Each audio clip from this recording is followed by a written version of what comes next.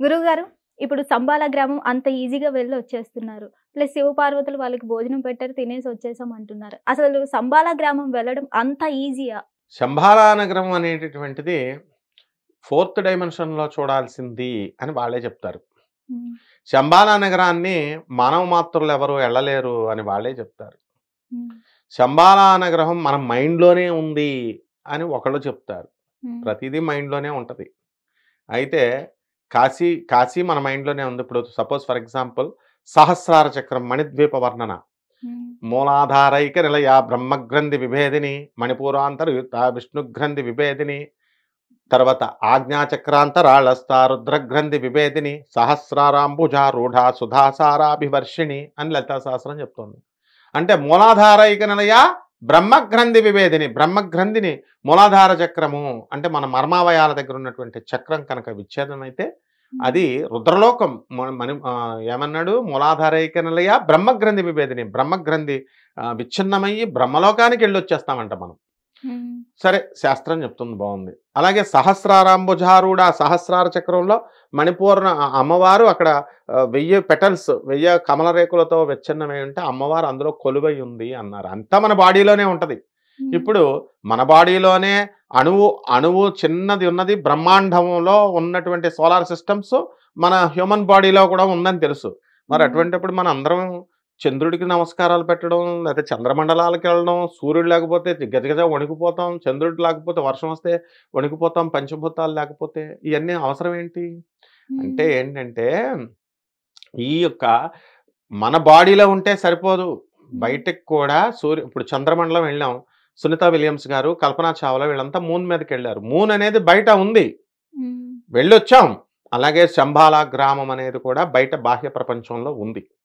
అది ఎక్కడ ఉంది అంటే వీళ్ళకి తెలియదు. ఇది హ్మ్. ఎక్కడ చెప్తుంది? కలియుగ భవిష్యోత్తర పురాణం చెప్తుంది, గర్గ సంహిత చెప్తుంది, ఆ తర్వాత భవిష్య మాలిక చెప్తుంది, విష్ణు పురాణం చెప్తోంది, భాగవతం చెప్తోంది. ఇన్ని శాస్త్రాలు చెప్తున్నాయి. అండ్ మరి సైంటిఫిక్గా ఎవరు చెప్తున్నారండి అంటే NGRI, national geographical research institute, central government body, అది స్టాట్యూటరీ బాడీ, సెంట్రల్ గవర్నమెంట్ సంస్థ, మన హబ్సిగూడ దగ్గర ఉంటుంది. హ్మ్. అది జియోలాజికల్ సర్వే ఆఫ్ ఇండియా భూగర్భ శాఖ. ఇవన్నీ కూడా చెప్తాయి. ఏమిటండి గుర్తు? కల్కి సినిమా వచ్చిన తర్వాత ఇది బాగా ఫేమస్ అయింది. కల్కిలో మనకి ఏమని చెప్పారు? శంబాలా గ్రామము అనేటటువంటిది భూమి తయారైన తర్వాత తయారయ్యేటప్పుడు ఫస్ట్ పార్ట్ అంటే ఒక దండ ఇలా 108 మాల మనం హ్మ్. తీసుకుంటాం, గుచ్చుతున్నాం. అందులో ఫస్ట్ ఒక పూస గుచ్చుతాం, ఫస్ట్ పూస అంటాం. ఓకే. ఆ తర్వాత మిగతా అన్నీ గుచ్చుతాం. అలా భూమి తయారు చేసినప్పుడు ఫస్ట్ మాస్, ఫస్ట్ ద్రవ్యరాశి ఏదైతే ఉందో ఆ ఫస్ట్ పూసలాగా first part of the land that is Shambhala గ్రామం అని చెప్పింది. హ్మ్. మరి అది సర్టిఫై చేయాల్సిన వాళ్ళు ఎవరు? National geological research institute certify చేసింది. ద హ్మ్. First landscape on the earth, భూమి మీద మొట్టమొదటగా ఏర్పడినటువంటి భాగం ఏదిరా అంటే పుందాగ్. అది ఎక్కడ ఉందండి అంటే మనం బొకారో స్టీల్ సిటీ దగ్గర నుంచి వెళ్తే బొకారో ఎక్స్ప్రెస్ ఎక్కితే రాంచీ వెళ్ళే దారిలో, రాంచీకి ఒక 200 కిలోమీటర్ల ఇంకా ముందే హ్మ్. మనకి పుందాగ్ అని వెస్ట్ బెంగాల్లోకి వస్తుంది. ఆ పార్ట్ పురూలియా జిల్లాలోకి వస్తుంది. హ్మ్. అది ఫస్ట్ ల్యాండ్స్కేప్ అని ఎన్జిఆర్ఐ సర్టిఫై చేసింది. హ్మ్. నెక్స్ట్ రెండవది ఈ ఈ మరి ఇంకోటి ఏంటండి గుర్తు అంటే భూమంతా కూడా అంతరించిపోయినప్పుడు హ్మ్. అది మిగులుతుంది. కలియుగం అంటున్నాం కదా, కలియుగం 4,32,000 సంవత్సరాలు అయిపోయిన తర్వాత ఇక హ్మ్. మిగిలిపోయినటువంటిది ఆ భూమి ఏదైతే ఉందో అదే ఉంటుంది. మిగతా భూభాగం అంతా కూడా నాశనం అయిపోతాయి అన్నమాట. ఇది చాగంటి కోటేశ్వరరావు గారు, మా గురువు గారు బ్రహ్మశ్రీ, ఆయన చెప్పారు. ఏమని చెప్పారు? కాశీ మొట్టమొదట భూభాగం ఏర్పడింది. హ్మ్. తర్వాత త్రిశూలంతో కాశీని ఇలా పైకి లేపుతాం. హ్మ్. త్రేతాయుగంలో అంతా కూడా జలమయమైంది, ప్రళయం అయిపోయింది, మహాప్రళయం అయిపోయి మొత్తం అన్నీ అయిపోయి మళ్ళీ సృష్టించబడిన తర్వాత భూమి సృష్టించిన తర్వాత కాశీ పైకి శివుడు త్రిశూలంతో పైకెత్తాడు కదా, దాన్ని మళ్ళీ కిందకి దింపుతారు. మళ్ళీ త్రేతాయుగంలో రాముల వారి కాలం అయిపోయిన తర్వాత మళ్ళీ పైకి లేపుతారు, మహాప్రళయం. మళ్ళీ కృష్ణుడి కాలం ద్వాపరయుగానికి మళ్ళీ దింపుతారు, మళ్ళీ హ్మ్. కలియుగానికి ఇప్పుడు దింపారు. హ్మ్. కలియుగాంతం అంతా అయిపోయిన తర్వాత ఆ మిగిలిపోయిందే కాశీ మహాపట్టణము, అదే శంబాలా గ్రామము అంటే అని చెప్పారు. శంబాలా గ్రామం అంటే డెఫినేషన్ అదే. ఫస్ట్ భూభాగం ఏర్పడడం, లాస్ట్ వరకు ఉండడం. ఆయనేమో కాశీ అని చెప్పారు. హ్మ్. మరి ఏంటి కన్‌ఫ్యూజను అనంటే దేర్ ఈస్ నో కన్‌ఫ్యూజన్. ఇప్పుడు డక్కన్ పీఠభూమి, డక్కన్ ప్లాటో అంటాం. దక్కన్ పీఠభూమి అంటే ఏంటి? ఇప్పుడు ఇలా ఉంది. హైదరాబాదు, తెలంగాణ స్టేట్స్ దక్కన్ పీఠభూమి మీద వస్తాయి. హ్మ్. అలాగే మహారాష్ట్ర, అండ్ బాంబే సిటీ, ఇదంతా కూడా ఓకే, మిగతా ప్లేసెస్ అన్ని డెక్కన్ ప్లాటో మీద వస్తాయి. కర్ణాటకలో కొన్ని ప్లేసెస్, బెంగళూరు డెక్కన్ పీఠభూమి మీద వచ్చినాయి, అంటే భూమి మీద ఏర్పడినాయి, ఇదంతా కూడా ఉన్నాయి. అలాగే శంబాలా గ్రామం అంటే ఏదో చిన్న ఊరు కాదు, అది శంబాలా పీఠ భూమి. ఆ భూమి మీద 4 ఊర్లు వస్తాయి. ఒకటేంటి పుందాగ్ని అని చెప్పినటువంటిది, తర్వాత రెండవది కాశీ మహాపట్టణం, మూడవది ఉజ్జయిని మహాపట్టణం, నాలుగవది ఏంటంటే అంటే హిమాలయాస్. ఈ 4 ఒక చోట ఒక లైన్లో ఉన్నాయి. అది ఏ లైన్ మీద అంటే జియోమెట్రిక్ లైన్. అంటే జియోమెట్రిక్ లైన్ అంటే ఏంటండి అంటే భూమధ్య రేఖ. భూమి ఇలా ఉంది, ఆ భూమికి ఇలా సెంటర్కి కరెక్ట్గా ఇలా గీతకేస్తే కరెక్ట్గా సెంటర్కి దీన్ని భూమధ్య రేఖ అంటారు. ఆ భూమధ్య రేఖ మీద ఈ 4 గ్రామాలు ఉన్నాయి.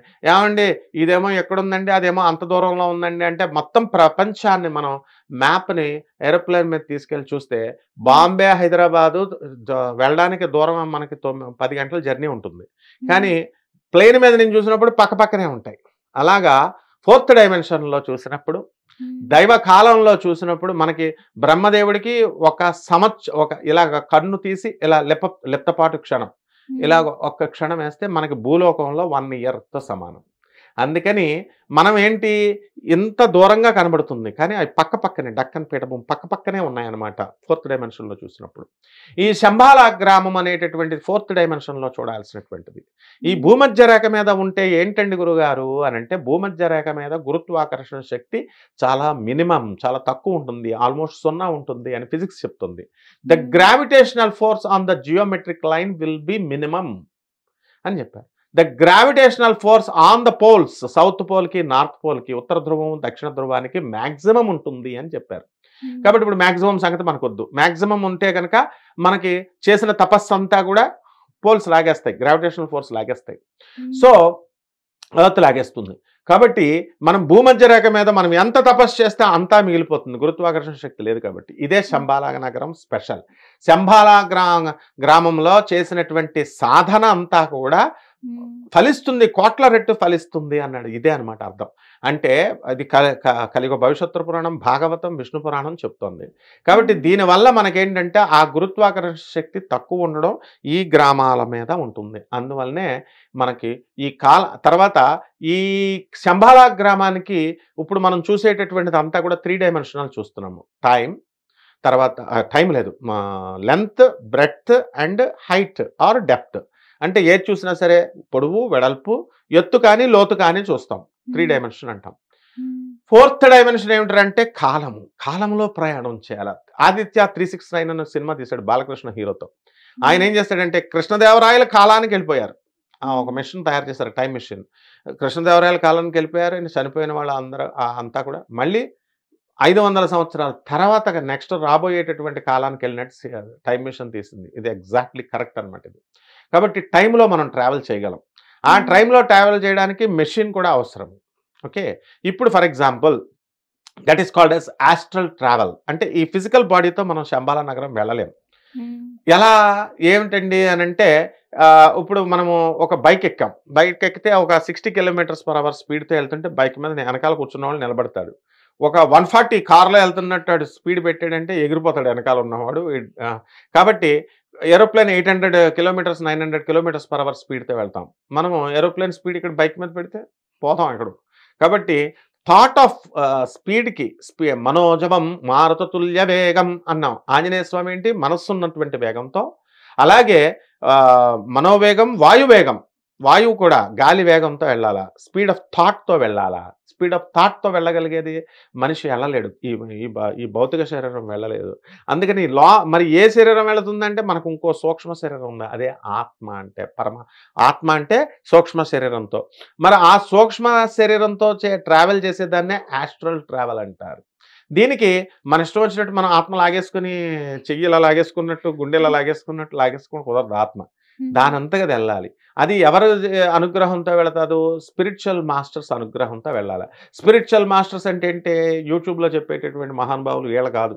ఎవర్రా స్పిరిచువల్ మాస్టర్స్ అంటే, స్వామి వివేకానంద, రామకృష్ణ పరమహంస, ఇదిగో ప్రభాత్ రంజన్ సర్కార్, ఇదిగో గురుగారు ప్రభాత్ రంజన్ సర్కార్, తర్వాత రామకృష్ణ పరమహంస, ప్రభాత్ రంజన్ సర్కార్, రమణ మహర్షిల వారు, తర్వాత మనకి ఈ యొక్క లహరి మహాశయుడు, పరమహంస యోగానందుల వారు, యుక్తేశ్వర్ బాబాజీ వీళ్ళందరూ కూడా వాళ్ళ ఆశీర్వాదంతో మనకు పర్మిషన్ ఇస్తారు. అప్పుడు మనం వెళ్ళగలుగుతాం యాస్ట్రల్ ట్రావెల్. ఓకే, బాగుంది.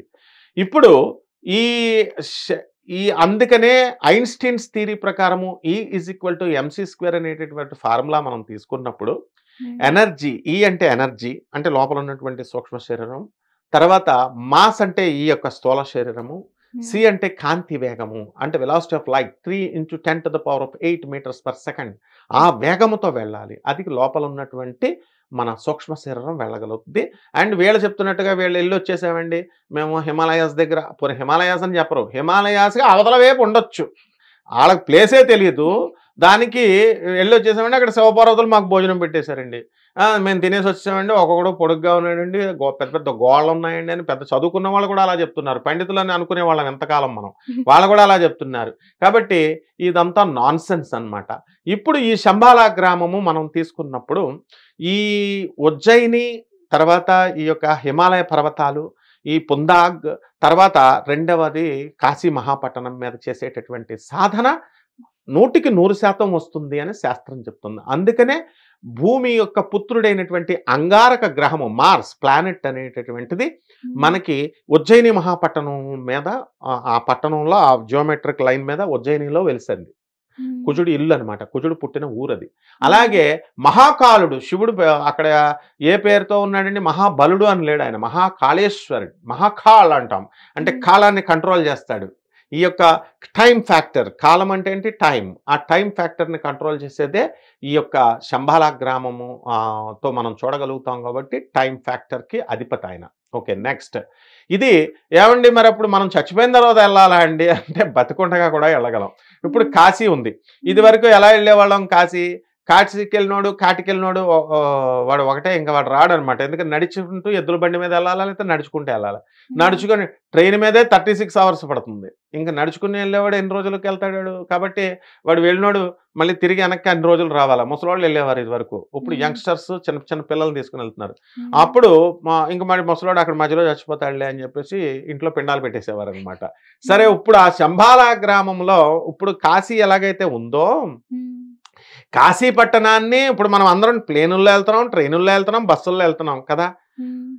కానీ కాశీ, ఒరిజినల్ కాశీ ఇదా, 4th డైమెన్షన్లో చూసే కాశీ వేరుందని శాస్త్రాలు చెప్తున్నాయి. శివపురాణము, కాశీ ఖండము ఇవన్నీ చెప్తున్నాయి.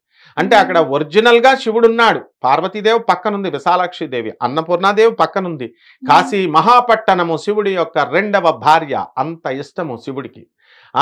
అటువంటి పట్టణానికి ప్రతిరోజు ఇప్పుడు కూడా సిద్ధులు, ఋషులు, దేవతలు, కిన్నెర్లు, కింపురుషులు, రాక్షసులు కూడా, వీళ్ళందరూ కూడా నాగులు ముఖ్యంగా పాతాళ లోకం నుంచి వచ్చి ప్రతిరోజు కూడా శివుడికి దర్శనం చేసుకుంటాయి ఈ రోజున కూడా. మరి మనం కాశీ ట్రైన్లో వెళ్ళొస్తున్నాం, మనం అవన్నీ కనబడితే గుండెకి చచ్చిపోతాం మనం. కాబట్టి మనకి మనోనేత్రంతో చూడాలి, డివైన్ విజన్. ఆ డివైన్ విజన్ ఎవరిచ్చాడు, శ్రీకృష్ణ పరమాత్మ అర్జునుడికి ఇచ్చాడు. అర్జునుడు తనకు చాలా ఇష్టమైనటువంటి వాడు, తన శరీరంలో భాగం అర్జునుడు, నరనారాయణ ఋషులు వాళ్ళిద్దరు. అటువంటి నారాయణుడి యొక్క విశ్వరూపం చూసేసరికి ఎప్పుడు నవ్వుతూ ఫ్రెండ్లీగా అర్జున బాబా అని జోకులు వేసేవాడు కృష్ణుడు. ఆయన విశ్వరూపం చూసేసరికి అత్యంత ధైర్యస్తుడు అర్జునుడు, మొత్తం ఎవ్వడికి కూడా ఎప్పుడు భయపడ్డు. సాక్షాత్తు ముక్కంటైనటువంటి శివుడే వచ్చి మన బెజవాడ కనకదుర్గమ్మ తల్లి వెలిసినటువంటి ఇంద్రకీలాద్రి పర్వతం మీద బోయవాడి రూపంలో పందిని చంపినప్పుడు అది కిరాతార్జునీయం అనే పద్యం ఉంటుంది, ఆ దూర్చటి రాశాడు. అందులో ఆ శివుడికే భయపడినటువంటి అర్జునుడు ఒక్కసారి కృష్ణుడి యొక్క విశ్వరూపం చూసి వణికిపోయాడు, పాస్ పడిపోయింది అర్జునుడికి. స్వామి నన్ను బాబా అని అనలేదు, స్వామి విత్డ్రా చేసేయండి స్వామి అన్నాడు, విత్డ్రా చేసాడు. అటువంటి సాక్షాత్తు అర్జునుడికి ఎలాగైతే డివైన్ విజన్ ఇచ్చాడో మనకు కూడా మన స్పిరిచువల్ మాస్టర్స్ డివైన్ విజన్ అప్పుడు ఇస్తారు. అప్పుడు ఇచ్చినప్పుడు మాత్రము అది పుందాకి వెళ్ళినా, లేకపోతే కాశీ వెళ్ళినా, ఉజ్జయిని వెళ్ళినా, హిమాలయాస్కి వెళ్ళినా, మామూలుగా రొటీన్గా ఇప్పుడు ట్రైన్లో వెళ్ళొచ్చు, మనం రావచ్చు, చూడొచ్చు. కానీ అప్పుడు మాత్రము స్పిరిచువల్ మాస్టర్స్ ఇచ్చినటువంటి డివైన్ విజన్, అప్పుడు దాంతో మనం చూస్తాం. ఈ లోపల మనమంతా కూడా ఎవల్యూషన్ చెందుతూ ఉంటాం, స్పిరిచువల్గా ఎవల్యూషన్ చెందాలి. కలియుగాంతం 4,32,000 సంవత్సరాలు అని చెప్తున్నారు కదా. అప్పటికి ఇప్పుడు భూమి మీద ఉన్నటువంటి మనందరం కూడా ఆత్మలన్నీ కూడా ఎవల్యూషన్ అయ్యి మనందరికీ మోక్షం వచ్చేదాకా కలియుగాంతం అవ్వదు. ఏ చాగంటి కోటేశ్వరరావు గారు కానీ, ఏ గరికపాటి నరసింహారావు గారు కానీ వీళ్ళంతా మా గురువులు ఈ డైమెన్షన్ని టచ్ చేయలేదు. ఏంటంటే అందరూ అందువలన ప్రజలకు ఇంకా అర్థం కాలేదనమాట. వాళ్ళు ఏమనుకుంటున్నారు, 4,32,000 సంవత్సరాలు అయిపోయిన తర్వాత కలియుగాంతం అయిపోతుంది అనుకుంటున్నారు. నో, అలా అవ్వదు.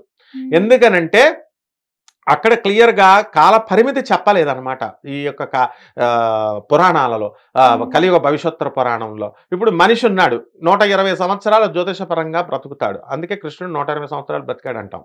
తర్వాత 100 సంవత్సరాలు పోనే మినిమం ఆయుర్దాయం. వీడు సిగరెట్లు తాగుతూ రోజు మందు కొడుతూ ఉంటే 100 సంవత్సరాలు ఉంటాడు. వీడి బాడీలో ఆర్గన్స్ అన్ని కొలాప్స్ అయిపోయి 80కో 70కో టపి అంటాడు.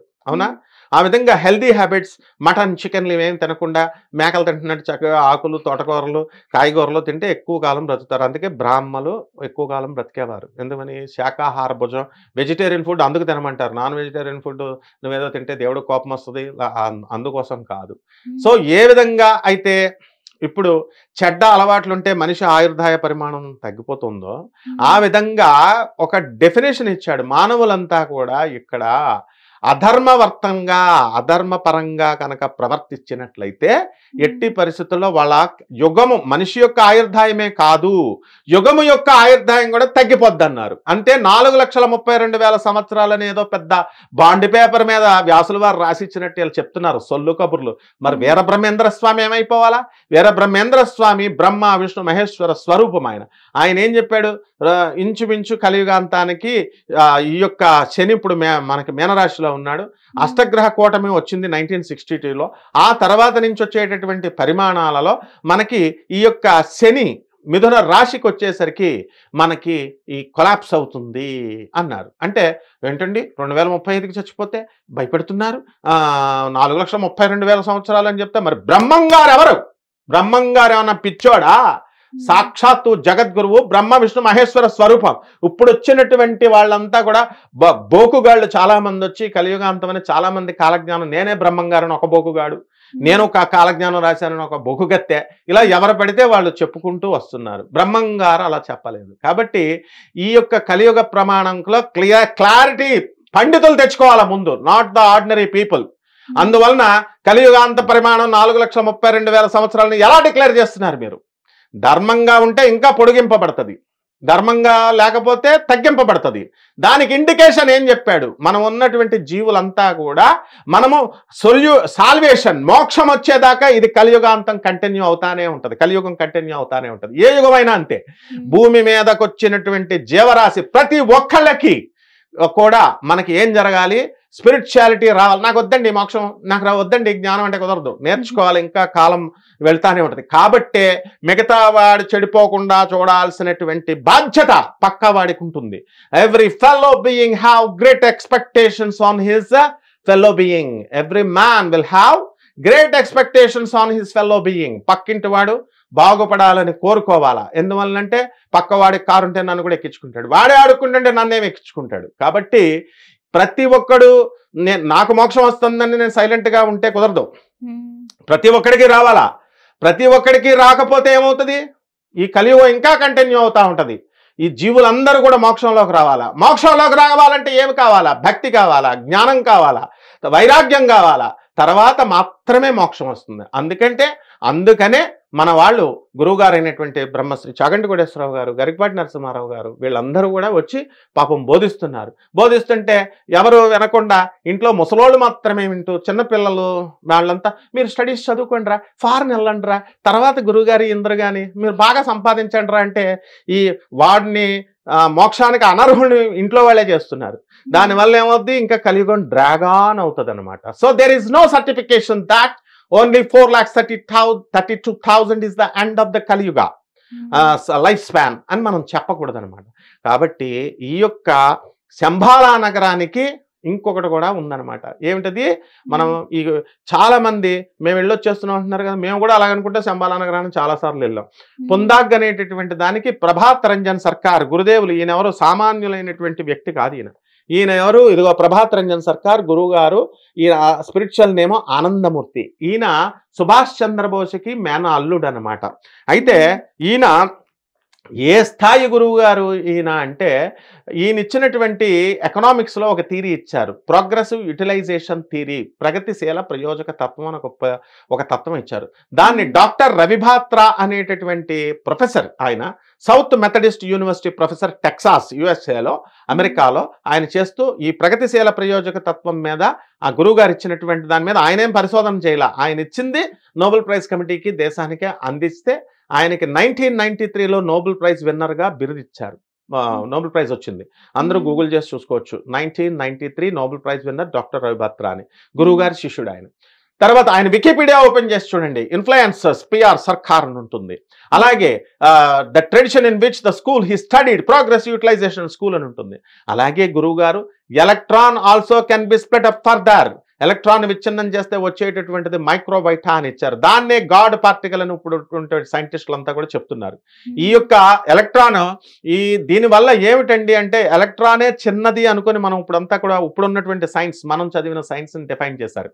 కానీ దానికంటే ఇప్పుడు ఇదివరకు మనం షూటింగ్ తీసినప్పుడు చిన్న చిన్న చిప్పులు పెట్టేస్తున్నాం కెమెరాలో. ఇదివరకు పెద్ద పెద్ద ఫిల్మ్స్, ఎన్టీ రామారావు గారు వాళ్ళు యాక్ట్ చేసినప్పుడు పెద్ద పెద్ద ఫిల్మ్స్ పెట్టేవాళ్ళం.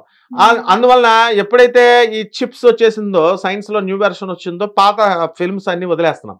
ఆ విధంగా ఈ యొక్క గురువు గారు ఇచ్చినటువంటి ఈ యొక్క news theory, the inception of మైక్రోబైటాతో ఇప్పుడున్నటువంటి సైన్స్ అవుట్డేటెడ్ అయిపోయింది. అవుట్డేటెడ్ సైన్స్ని మనం వదిలేస్తాం.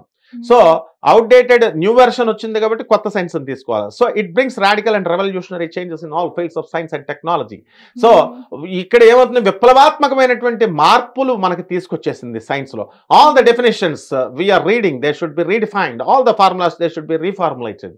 అన్ని డెఫినేషన్స్ పునర్నిర్వచించాలా, అన్ని ఫార్ములాస్ రీఫార్ములేట్ చేయాలా. ఈ విధంగా ఈ యొక్క సైన్స్ కాన్సెప్ట్ మైక్రోబైటా సైన్స్ని ఇస్తే ఇప్పుడున్నటువంటి ఫిజిస్టులంతా కూడా గాడ్ పార్టికల్ అని, స్ప్రింగ్ థియరీ అని, క్వాంటమ్ థియరీ అని చెప్పుకుంటూ వస్తున్నాం. బాగుంది. ఇటువంటి గురువు గారు ఇచ్చినటువంటి దానికి ఆషామాషి వ్యక్తి కాదు ఈ శంబాలాగ్రమం గురించి చెప్పినటువంటిది. స్టాన్ఫర్డ్ యూనివర్సిటీలో నువ్వు 85 లక్షలు కాదు, సంవత్సరానికి ₹1,00,00,000 కట్టినా కూడా నీకు సీట్ లేదు. చంద్రబాబు నాయుడు కొడుకే గతి లేదు. ఆ లోకేష్కి ఎవరో కట్టారు, సత్యం కంప్యూటర్స్ వాళ్ళు కడితే అప్పుడు స్టాన్ఫర్డ్లో వచ్చింది, అది ఇది అని అప్పుడు అన్నారు. ఆ స్టాన్ఫర్డ్ యూనివర్సిటీలో గేట్ దగ్గరకు కూడా ఇండియన్స్ అని రానివ్వరు. Stanford University, MIT University, Duke University, Brown University, Columbia University అమెరికాలో, కేంబ్రిడ్జ్ యూనివర్సిటీ లండన్, వీటి కంటే ఇంకా టాప్ 10లో రాకుండా, వీటిలో కాకుండా టాప్ 10 తర్వాత ఇండియన్స్ని మనం చేర్చుకుంటారు. అటువంటి టాప్ 10 ఎంఐటి, స్టాన్ఫర్డ్ యూనివర్సిటీలు, ఇవన్నీ ఇప్పుడు నేను చెప్పిన లిస్ట్ అంతా కూడా గురువు గారు ఇచ్చినటువంటి ఈ యొక్క మైక్రోబైటా థియరీని వాళ్ళ సిలబస్గా ఇన్కార్పొరేట్ చేసుకున్నారు. అటువంటి గురువు గారు అనమాట ఈయన. అలాగే ఈ యొక్క నియో హ్యూమనిస్టిక్ విద్యా విధానాన్ని ఇచ్చారు. ఈ యొక్క నవ్య మానవతా విద్యా విధానం మనకి బ్రిటిష్ వాళ్ళు వచ్చిన తర్వాత మెకాలే అనేటటువంటి వాడు వచ్చి మన గురుకుల విద్యా విధానాన్ని స్పాయిల్ చేసి ఇంగ్లీష్ మీడియంను ప్రవేశపెట్టి దాన్ని భూస్థాపితం చేసేసాడు. మళ్ళీ గురువుగారు ఏం చేశారు, నియో హ్యూమనిస్టిక్ మళ్ళీ దాన్ని పునరుద్ధరింపజేస్తూ గురుకుల శిక్షా విధానాన్ని, నియో హ్యూమనిస్టిక్ విద్యా విధానాన్ని ఇస్తే అది రొమానియన్ గవర్నమెంట్ 50 సంవత్సరాల బ్యాకే వాళ్ళ దేశంలో ప్రవేశపెట్టుకున్నారు. నరేంద్ర మోడీ గారు లేట్ అయినా పర్లేదు, మన గౌరవ ప్రధాని గారు ఏం చేశారు, NEP 2020 అని, న్యూ ఎడ్యుకేషన్ పాలసీ 2020 అని మొన్న మనకి ఇంప్లిమెంట్ చేశారు. ఇప్పుడు సంతోషం. అటువంటి గురువు గారు సాక్షాత్తు ఎవరంటే, శివుడు భూమి మీద, అప్పుడు మనం అందరూ రాముడు భూమి మీద పుట్టాడు, కృష్ణుడు భూమి మీద పుట్టాడు అని చెప్పారు. కానీ ఏ చాగంటి కోటేశ్వరరావు గారు చెప్పారు, ఏ గరికపాటి నరసింహారావు గారు చెప్పారు భూమి మీద శివుడు పుట్టాడని. నమామి కృష్ణ సుందరం అనే పుస్తకం చదివితే తెలుస్తుంది. నమామి కృష్ణ సుందరంలో సాక్షాత్తు శివుడు కూడా భూమి మీదకి ఎద్దు వేసుకుని తిరిగాడు. ఆదిశంకర్లు తిరగడం వేరు, ఆదిశంకర్లు శివుడు అవతారమే. సాక్షాత్తు శివుడు కూడా వచ్చి మొత్తం అన్ని దేశాలని కలపాలి కాబట్టి మంగోలియన్ల అమ్మాయిని, శివుడు గంగని, పార్వతిని, కాళిని వివాహాలు చేసుకున్నారని నమామి కృష్ణ సుందరం అనేటటువంటి పుస్తకంలో క్లియర్గా వర్ణించబడింది. అలాగే కృష్ణుడి యొక్క తత్వాన్ని నమామి కృష్ణ సుందరం అనే పుస్తకంలో వర్ణించబడి ఉన్నాయి. ఇదంతా అటువంటి గురువు గారు this is the first landscape on the earth అని చెప్పారు. శివుడి యొక్క ఐడియాలజీ, ఆయన శివస్వరూపము, అందువల్లనే శివుడి చెప్పినటువంటి ఐడియాలజీని ఏమాత్రం డీవియేషన్ లేకుండా కృష్ణుడు చెప్పాడు. ఆ కృష్ణుడు చెప్పినటువంటి ఐడియాలజీని మళ్ళీ ప్రభాత్ రంజన్ సర్కార్ మాత్రమే చెప్పింది, మిగతా వాళ్ళు ఎవ్వరూ కూడా చెప్పలేదు. అందువలన ఆ గురువు గారు ఇదిగో శ్రీకృష్ణ పరమాత్మ శివుడు ఇచ్చినటువంటి భైరవి యంత్రం, ఇదిగో ఈ భైరవి యంత్రాన్ని రీఛార్జ్ చేసి శ్రీకృష్ణ పరమాత్మ మళ్ళీ సేమ్ యంత్రాన్ని ఇచ్చాడు, కొత్త యంత్రాన్ని ఇవ్వాల. అండ్ ప్రభాత్ రంజన్ సర్కార్ గారు కూడా దీన్నే రీఛార్జ్ చేసి ఇచ్చారు. అయితే ఇప్పుడు చూడు, ఈ ప్రౌడ్ థియరీని విత్డ్రా చేయమని ఇట్ ఈస్ పేదవాళ్ళకి డబ్బున్నటువంటి వాళ్ళకి ఖర్చు పెట్టమని చెప్పారు గురువు గారు, పేదవాళ్ళకి ఇవ్వండి. కమ్యూనిజం ఏం చెప్తుంది? Material centred philosophy. దేవుడు లేడు అంటారు వాళ్ళు. దేవుడు లేడు అని ఇక్కడ మనం దేవుడు ఉన్నాడని చెప్పేసి ఇక్కడ మనం పీఠాలు, దొంగ పీఠాలు అందరూ పెడుతున్నారు, దొంగ గుళ్ళు కడుతున్నారు, పెట్టుడు గుళ్ళు, పెట్టుడు పీఠాలు. ఇక్కడ నో ప్రాబ్లం. ఆ కాలంలో దమ్ముంటే కలకత్తాలో కట్టాలా, దమ్ముంటే జ్యోతి బసు టైం కాలంలో మీరు ఏ స్వామీజీ కూడా కలకత్తాలో ఒక్క స్వామి వివేకానంద ఆశ్రమము, ఒక్క పరమహంస యోగానందుల వారి ఆశ్రమము, ఒక్క ప్రభాత్ రంజన్ సర్కార్ ఆశ్రమాలు మాత్రమే నిర్వచించినాయి. ఈ యాంటీ కమ్యూనిజము, యాంటీ క్యాపిటలిజంగా ఉంది కాబట్టి దీన్ని విత్డ్రా చేయమని టాటా, బిర్లా, నీతు అంబానీ వీళ్ళంతా కూడా మొత్తం ఇప్పుడు ఉన్నటువంటి వాళ్ళంతా కూడా గురువుగారి శిష్యులు. విత్డ్రా చేయమని అప్పట్లో రతన్ టాటా వీళ్ళంతా కూడా అడిగితే నో, నేను పుట్టిందే దీనికోసం, ప్రౌడ్ థియరీ ఇవ్వడం కోసం అని చెప్తే రష్యన్ ఇంటింటికి ఒక్కొక్క, ఆయన సాక్షాత్ శివుడు కాబట్టి 10,000 మంది అవధూతలు జాయిన్ అయిపోయారు. మొత్తం అంతా ఇంజనీరింగ్ గ్రాడ్యుయేట్స్, టెక్నోక్రాట్స్, డాక్టర్స్ అందరూ కూడా. వాళ్ళు వీళ్ళలాగా విదేశాలకు వెళ్ళలేదు, వీళ్ళు వెళ్ళి గురువుగారి దగ్గర అవధూతలుగా మారిపోయారు. ఇప్పుడు కూడా ఉన్నారు. ఆనంద మార్గ ఆశ్రమము అని టైప్ చేస్తే గూగుల్లో వస్తుంది. లక్షలాది మంది భక్తులు ఉన్నారు. ఇంటింటికి ఒకడు భక్తుడైపోతుంటే రష్యన్ గవర్నమెంట్ వణికిపోయింది. అప్పుడు చైనా వణికిపోయింది. వీళ్ళంతా వణికిపోతే రష్యన్ గవర్నమెంట్ అప్పుడు ఇందిరాగాంధీ 1971లో బ్రాడ్కాస్టింగ్ మినిస్టర్గా ఉంది. ఆమెను ఇన్ఫ్లుయెన్స్ చేస్తే అప్పుడు ఇందిరాగాంధీ ఏం చేసింది, ఈమెని ఏమైనా సరే ఖండం చేసేయమని, ఆనంద్ మార్గ ఆశ్రమాన్ని ఖండం చేసేయమంటే ఎమర్జెన్సీ టైంలో దీని మీద బ్యాన్ విధించింది. గురువు గారిని తీసుకెళ్లి 7 years జైల్లో పెట్టారు. అయితే గురువు గారికి చంపేయాలని పాయిజన్ ఇస్తే ఆయన సాక్షాత్ శివుడు కాబట్టి పాయిజన్ తినేసినా సరే ఆయనకి ఏం కాలేదనమాట. అందుకనే ఆ రోజున బాబాకి ఇచ్చినటువంటి దానికి, ఆ విషయానికి నీలకంఠ దేవ శివుడు కంఠం దగ్గర ఆపేశారు కదా, ఆ ఉత్సవంగా జరుపుకుంటాం. ఇదిగో his teachings and the mystical life inside the prison wall అని చెప్పేసి దీనికి ఆచార్య సర్వేశ్వరానంద అవధూత అని గురువు గారు జనరల్ సెక్రటరీ ఆయన చెప్పారు. రష్యన్ గవర్నమెంట్ ఏం చెప్పింది అన్నది. ఇప్పుడు అసలు పాయింట్కి వద్దాం. ఈ యొక్క శంబాలా నగరంకి ఇంకోటి కూడా ఉంది. ఏమిటండి అని అంటే లక్షణము, ఇప్పుడు ఈ యొక్క శక్తి పీఠాలని వెళ్ళి దండాలు పెట్టుకోవడానికి వెళ్తున్నాం మనం ప్రతి చోట. ఏమిటండి అంటే ఎలక్ట్రోమాగ్నెటిక్ వేవ్స్ ఉంటాయి అక్కడ. ఆ ఎలక్ట్రోమాగ్నెటిక్స్ తరంగాలు ఉంటాయి కాబట్టి దేవుడి గుళ్ళోకి వెళ్తే మనకి ఏమన్నా ఆ ఫీలింగ్ వస్తుంది అనమాట, ఆ శక్తి వస్తుంది మనకి. ఈ శంబాలా గ్రామం అనే చోట ఎలక్ట్రోమాగ్నెటిక్ క్షేత్రాలు ఎక్కువ ఉంటాయన్నమాట. ఏది యొక్క టెంపుల్స్, శక్తిపీఠాల్లో, ద్వాదశ జ్యోతిర్లింగాల్లో శంబాలా గ్రామమే ఎలక్ట్రోమాగ్నెటిక్ వేవ్స్ ఉంటాయి. దాన్నే ఆనందనగర్ అంటారు. దానికి అప్పుడు ఏం చెప్తుంది, ఫిజిక్స్ ఏం చెప్తుందంటే ఆ ఎలక్ట్రోమాగ్నెటిక్ వేవ్స్ ఎక్కువగా ఉన్నటువంటి దానిపై నుంచి కనుక పైన ఆకాశంలో నుంచి AK-47 గన్లు కానీ, ఐరన్ కానీ, ఇలాంటి కొన్ని మినరల్స్ ఉన్నాయి, కొన్ని మెటల్స్ ఉన్నాయి, అవి కనుక వెళితే అవి ఈ ఇనుము ఏం చేస్తుందమ్మా, అయస్కాంతం ఏం చేస్తుంది, ఇనుము రాగానే లాగుద్ది. పరశువేది ఇనుముని బంగారంగా మారుస్తుంది. ఇట్లా అయస్కాంతం కరెంట్ ఇలాగ పెట్టగానే మనం షాక్ కొడుతుంది. అలా పైనుంచి జ్యోతి బస్సు 1995లో AK-47 గన్స్ని జ్యోతి బస్సు తెప్పించుకుంటున్నాడు కలకటాకి తీసుకెళ్ళడానికి.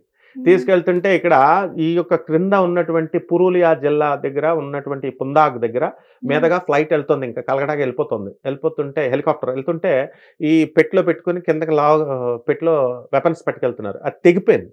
ఎందుకంటే ఎలక్ట్రోమాగ్నెటిక్ వేవ్స్ లాగేసినప్పుడు కట్ అయిపోయి ఈ అన్ని AK-47 గన్స్ అన్నీ కూడా అక్కడ చల్లా చెదురుగా పడిపోతే బికాస్ ఇనుముతో తయారు చేయబడినవి ఇవన్నీ కూడా న్యూక్లియర్ రియాక్షన్స్తో ఆ మెటల్స్, ఆ ఫైరింగ్, ఆ ఫాస్ఫరస్ ఇవన్నీ కూడా ఉంటాయి కాబట్టి అది లాగుతాయి అన్నమాట.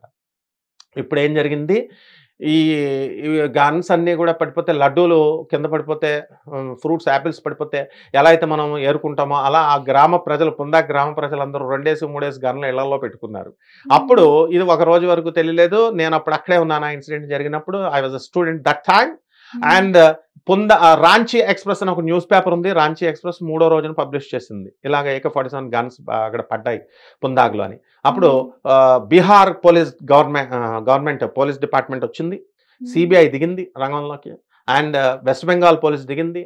అండ్ రోజా సినిమా చూసావా నువ్వు, అక్కడ మొత్తం అరవింద స్వామిని చుట్టుముట్టేసినట్టుగా మొత్తం ఆర్మీ, మొత్తం CBI, Bihar police, west Bengal, super ఉంటుంది అనమాట ఆ సీన్.